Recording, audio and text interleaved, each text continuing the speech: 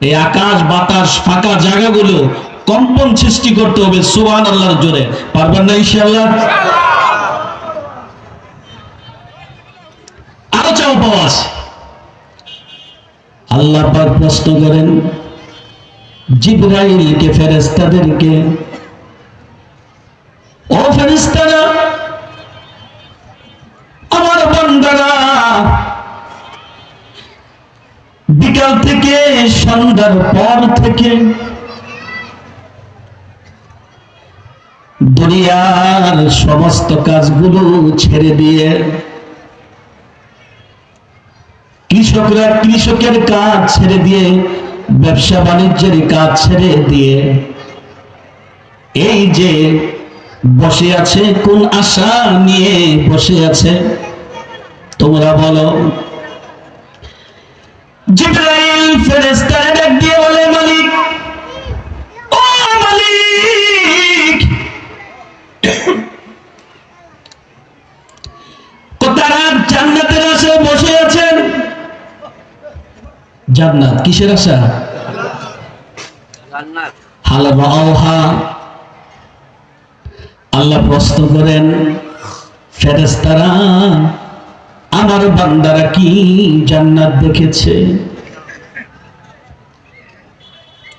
ফেরেশতারা বলে, মালিক, না না, দেখে নাই। জান্নাত দেখছেন কিনা? কারা কারা দেখছেন হাত তোলেন। কেউ দেখেন নাই। ফেরেশতারা, আল্লাহ প্রশ্ন করেন, ও ফেরেশতারা, আমি দেখতেছি আমার বান্দাদের চোখে পানি, হৃদয়টা নরম নরম বসে আছে। কেন রে ফেরেশতারা? আমার বান্দারা চোখের পানি, বুকটা নরম করে, দিলটা নরম করে বসে আছে কেন? আল্লাহ, তাদের চোখের পানি, অন্তরটা ভয়ে নরম হয়ে আছে তোমার জাহান্নামের ভয়ে। আল্লাহ জিজ্ঞেস করেন, ও ফেরেশতারা, আমার বান্দা কি দেখেছে জাহান্নাম? জাহান্নামের আগুন কি দেখেছে? ফেরেশতারা কয়, না মালিক, যদি জাহান্নাম দেখতো তোমার বান্দারা দুনিয়াদারি ছেড়ে দিত। ফেরেশতাদেরকে ডাক দিয়ে মালিক বলেন, এই ফেরেশতারা, তোরা কোন ফেরেশতারা? সাক্ষী থাক, আমি আল্লাহ আমি বান্দাদেরকে ক্ষমা করে দিলাম। সুবহানাল্লাহ হয় নাই? আল্লাহ বলেন, রে ফেরেশতারা, আমি আমার বান্দাদেরকে মাফ করে দিয়েছি। শুধু তাই নয়, আমি আমার বান্দাদের জন্য জাহান্নামকে হারাম করে দিয়েছি। জাহান্নামকে হারাম করে দিয়েছি আমার বান্দাদের জন্য। তারপরে আমি আমার বান্দাদের জন্য জান্নাতের প্রত্যেকটা দরজা আমি তাদের জন্য উন্মুক্ত করে দিয়েছি। খুশি আছেন তো? কম না বেশি? আল্লাহর হাবিব বলতেছেন, একদিন বলতেছিলেন সাহাবীরা, আমার কাছে তিনটা জিনিস প্রিয়। কয়টা জিনিস? এক নম্বরে নামাজ সালাত, দুই নম্বরে আমার বিবিগণ, তিন নম্বরে সুগন্ধি। এক নম্বরে আমার নবীর কাছে প্রিয় নামাজ। নবীর কাছে প্রিয়, নামাজ আমার নবীর কাছে প্রিয়। সারা রজনী জেগে জেগে নবীজি নামাজ পড়তেন, পাও মুবারক গুলো ফুলে যাইত। আম্মা জান আয়েশা সিদ্দিকা রাদিয়াল্লাহু তাআলা আনহা নাম দিয়ে বলে, ও নবীজি, আপনি তো আগে পরে সকল গুনাহগুলো আল্লাহ আপনি মাফ করে দিয়েছেন, আপনার গুনাহ নাই, আপনার গুনাহ নাই। কেন গো নবী, এরপর আপনি এইভাবে নামাজ আদায় করেন? প্রিয় নবীজি ডাক দিয়ে বলেন, ও আয়েশা, আমি কি আমার রবের কাছে কৃতজ্ঞ বান্দা হইব না? আমি কি আমার রবের কাছে কৃতজ্ঞতা প্রকাশ করব না রে আয়েশা? আমি কি আমার রবের কাছে কৃতজ্ঞতা প্রকাশ করব না? নবীজির কাছে প্রিয় ছিল নামাজ, সালাত, সালাত নামাজ। নবীজি বলেন, সর্বপ্রথম আমার কাছে প্রিয় হলো নামাজ। নবীজির কাছে প্রিয় কি জিনিস? আমাদের কাছে প্রিয় কি? আমাদের কাছে প্রিয় হলো বাজার,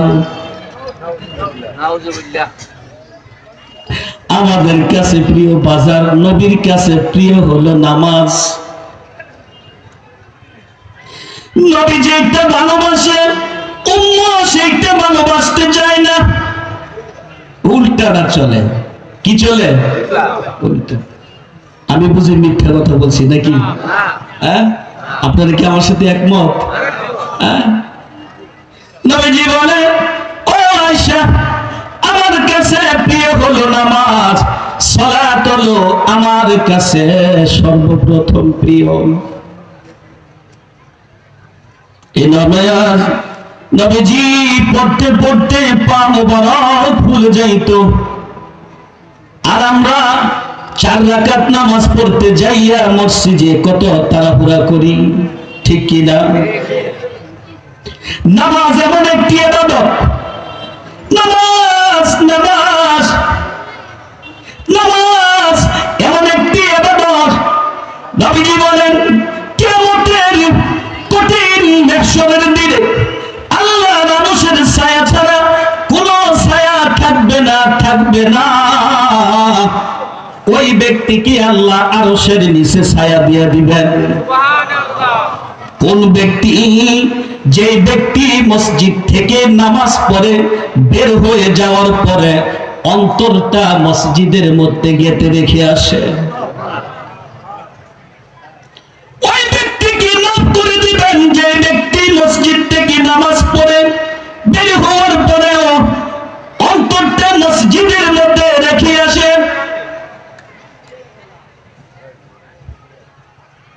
ওই ব্যক্তিকে নবী বলেছেন আল্লাহ তাকে আরশের ছায়া দিয়ে দিবেন।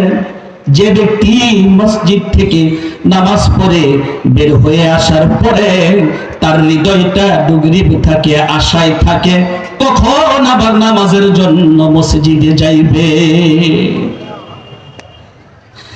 নবীজি বলেন, ওই ব্যক্তিকে কিয়ামতের মাহশরের ময়দানে আরশের নিচে আল্লাহ ওই ব্যক্তির জন্য একটু জায়গা বরাদ্দ করে দিবেন। সুবহানাল্লাহ। খুশি হন নাই বুঝি? তা সুবহানাল্লাহ জোরে হয়, আরো জোরে।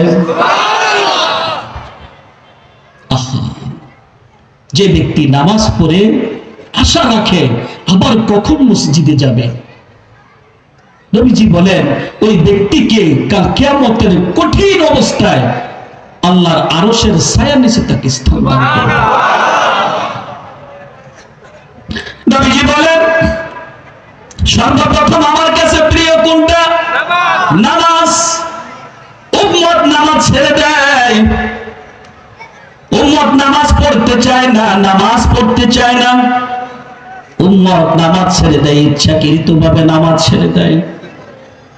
প্রয়োজন ছাড়াই নামাজ ছেড়ে দেয়।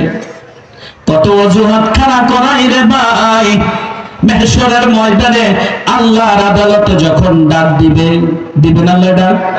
জোরে বলেন, ডাক দিবে না? দাঁড়াতে হবে কিনা? দাঁড়াতে হবে কিনা? জোরে বলেন। আল্লাহর আদালতে যখন দাঁড়াবেন, নবীজি বলেন ওই ব্যক্তিকে আল্লাহ মাফ করে দিবেন। যে ব্যক্তি কঠিন হাসরের ময়দানে যদি সঠিকভাবে, যদি সুন্দরভাবে যদি জবাব দিতে পারে, আল্লাহ জিজ্ঞেস করবেন, রে বান্দা আমার কাছে নামাজের হিসাব দিয়ে যাও।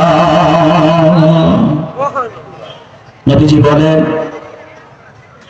আল্লাহর যে বান্দা সেদিন কষে নামাজের হিসাব দিতে পারবে, ওই ব্যক্তিকে আল্লাহ মাফ করে দিবেন, বাকি হিসাবগুলোর দিকে তাকাইবেন না।